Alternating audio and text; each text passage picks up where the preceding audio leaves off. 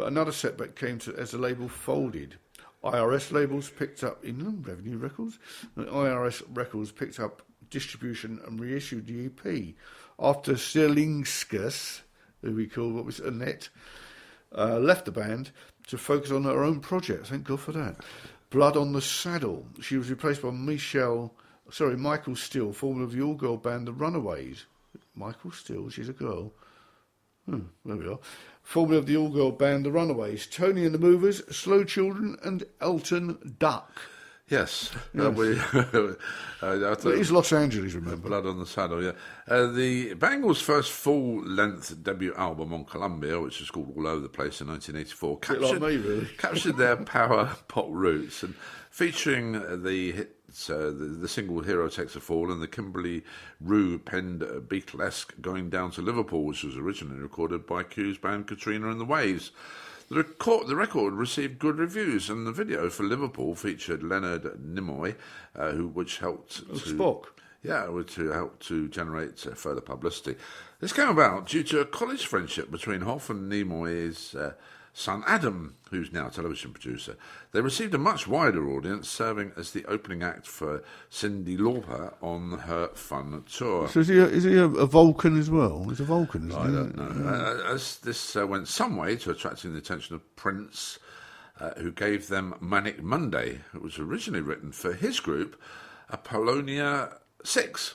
Manic Monday went on to become a number 2 hit in the United States, the UK and Germany, and outsold at the time only by another Prince composition, His Own Kiss, which was his own, and it was called Kiss. The band's second album, Different Light, in 1986, was more polished than its predecessor, and with the help of the worldwide number 1 hit, Walk Like an Egyptian, that saw the band firmly in the mainstream. The song was sent to them in mid-session, and the group was divided about whether it would be a failure or a success. And when the song was released, the group was amazed to discover that it brought them a new audience of female fans, most of them very young. Commented Michael Steele to a 901 Network magazine writer, "When I go out now, it's usually girls who recognise me."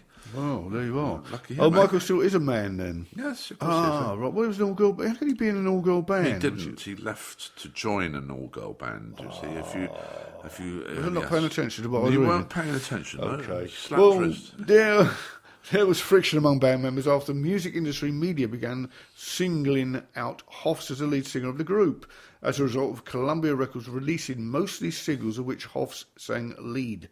In fact, singing duties on the group's albums were evenly divided among all the band's members, and all of whom wrote and co-wrote their songs. Hoff starred in the 1987 film The All-Nighter, directed by her mother Tamar Simon Hoffs, and was critically panned. That and the firing of their manager, Miles Copeland III, further exacerbated the dissent. But they soon had another US number 2 hit with a cover of Simon & Garfunkel's A Hazy Shade of Winter from the soundtrack of the film Less Than Zero, and the melancholic If She Knew What She Wants, written by Jules Shear, that reached the US top 30 in the German top 20. And in 1988, Everything was produced by David Sigerson, as the band had negative reaction to working with David Kahn on Different Light. The album was another multi-platinum hit and included a top 5 hit, In Your Room, as well as their biggest selling single, the soft ballad Eternal Flame. Co-writer Billy Steinberg came up with the title after Susanna Hoffs told him about the band's recent trip to Memphis, Tennessee, with local friend and former manager Patrick Hertz. The group visited Graceland, Elvis Presley's estate, of course, in Memphis. An Eternal Flame in memoriam to Presley is maintained on the site, but on the day the band visited, the flame had gone out and its clear plastic enclosure was flooded. Clear plastic enclosure? When they asked what was in the box, they were told, "That's the Eternal Flame." The single became another worldwide hit. Hoffs was actually naked when she recorded the song. Well. After being convinced by Sigerson that Olivia Newton-John got her amazing performances by recording everything while naked. Well, there you go. You do live and learn, don't you? You do.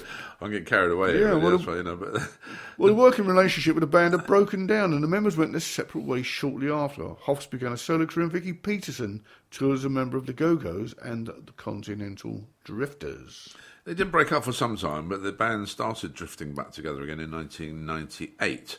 and they officially reformed to record a song for the soundtrack of Austin Powers' The Spy Who Shagged Me at the behest of the film's director and Hoff's husband, actually, a chap called Jay Roach. The song chosen for the song chosen for the album was "Get the Girl" and was released in 1999. The reunion continued with a tour in 2000, and later the same year, the group was also inducted into the Vocal Group Hall of Fame. And from 2001 to 2002, they were in the studio recording the album Doll Revolution. The album, featuring such songs as Stealing Rosemary, Ride the Ride, Nickel Romeo, and the single Something That You Said, was released in early 2003. The title track, which was written by Elvis Costello, was originally recorded for his 2002 album When I Was Cruel. Doll Revolution was a solid comeback success in Germany after the Bangles had performed in Germany's biggest television show, Wetten das, but failed to make any impact in any other markets such as the UK, the United States and Australia. In July 2004, the Bangles were made companions of the Liverpool Institute of Performing Arts. And then in 2005, the Bangles announced the departure of Michael Steele, who left due to artistic disputes over touring and recording. Steele was replaced by touring bassist Abby Travis for live appearances. On the 31st of December 2005, the group performed Hazy Shade of Winter in front of Times Square and later Eternal Flame as part of Dick Clark's New Year's Rockin' Eve in 2006. The following year saw the release of their first official live DVD, Return to Banglonia, live in concert. In 2008, the band toured the US and dates in Las Vegas, Louisiana, Austin, Texas, Glasgow, and Ujjayi, wherever it is. Further dates include shows in Germany, the Netherlands, and the popular Cornbury Festival in Oxford. In spring of 2009, the Bangles returned to the studio to begin work on a new album entitled Sweetheart of the Sun, which was released on the 27th of September 2011. And they went on tour in late 2011 in support of it, with dates on the East Coast, Midwest, and West Coast of the USA. Openers for the various dates included rock band Antigone Rising and power pop band A Fragile Tomorrow. And in December last year, the Bangles played 2 nights and 3 other reunited Paisley Underground bands, the Dream Syndicate, the 3 O'Clock and Rain Parade at the Fillmore in San Francisco and the Fonda Theatre in LA.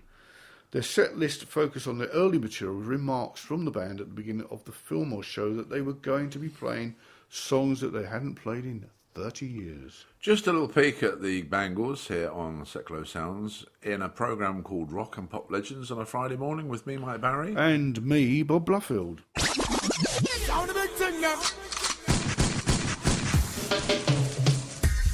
Hi, blessings to each and every one of you.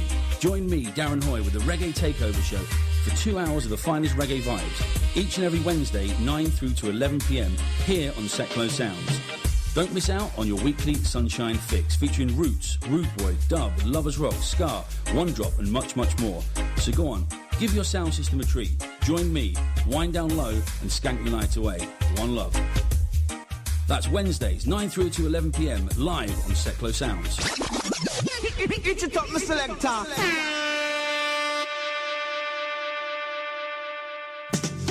Hello, I'm Jim Cleland, and every Saturday at 7 p.m. on Seclo Sound Radio, you can hear non-stop dance and disco music from the 70s right up to the present day. So, if it's classic disco tunes you're after with a touch of today's best dance music, listen in to the best disco in town on Seclo Sound Radio every Saturday at 7 p.m. with me, Jim Cleland.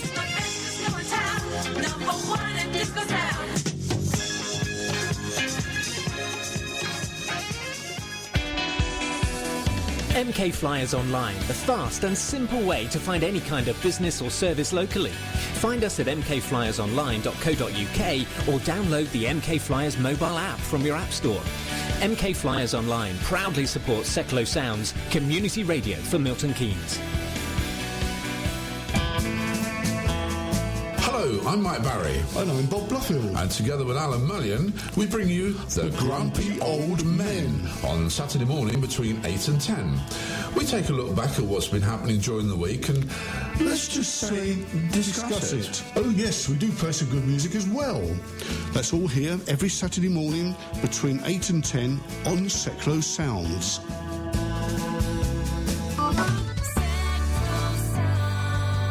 Bringing people and communities together on seclosounds.org.